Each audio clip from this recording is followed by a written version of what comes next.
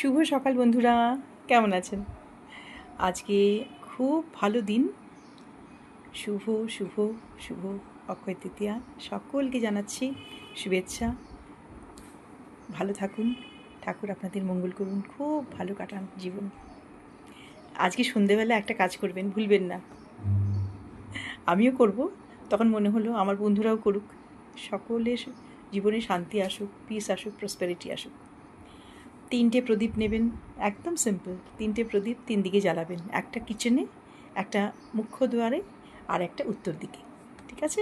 ঘি দিয়ে, খুব সুন্দর করে ঘি দিয়ে, সলতে দিয়ে পরিষ্কার করে, যখন বিকেলবেলা সন্ধেবেলা যখন সন্ধে দেবেন, যখন ধোয়া কাপড় পরে ঠাকুরের সামনে প্রার্থনা করবেন, ঠিক তখন করবেন।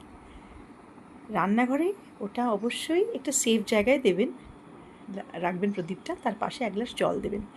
ওটা হচ্ছে পূর্বপুরুষের মঙ্গলের জন্যে, ঠিক আছে?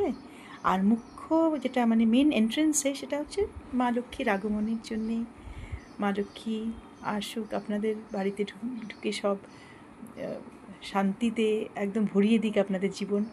মা লক্ষ্মীর আগমনের জন্যই ওই প্রদীপটা জ্বালানো। আর যেটা উত্তর দিকে জ্বালাবেন, সেটা হচ্ছে আমাদের শত্রু নাশ হয় বলে। ভালো জিনিসটা যখন শুনেছি, তখন মনে করলাম আপনাদের সঙ্গে একটু শেয়ার করি। আজকে দিনটা ভালো কাটুক। আর পারলে একটা ছোট্ট সোনার জিনিস কিনবেন, আর না কিনলেও হবে।